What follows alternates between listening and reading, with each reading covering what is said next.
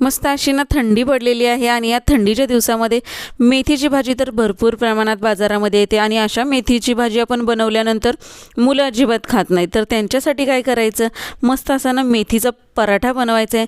वेगळ्या पद्धतीचा आहे थोडा, पण ना आपला पराठा हा अजिबात मऊ पडत नाही, एकदम खुसखुशीत राहतो। चवीला तर एक नंबरच असतो आपला हा पराठा आणि अशा प्रकारे तुम्ही एकदा नक्की पराठा बनवून बघा, तर खूप टेस्टी लागतोय हा पराठा। मुलांना सुद्धा खूप आवडेल, कारण माझ्या मुलांना तर भरपूर आवडलेला आहे। तुम्ही एकदा करून बघा तुमच्या मुलांना आवडतोय की नाही।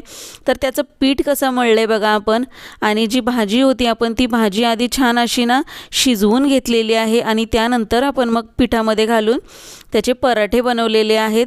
खूपच खुसखुशीत लागतात हे पराठे, अजिबात म्हणजे म्हणजे जे मऊ पडलेले असतात ना, तर मुलांना कसं टाळ्याला चिकटतात वगैरे, तसं अजिबात होत नाही। एकदा नक्की ट्राय करून बघा। व्हिडिओ आवडल्यास लाईक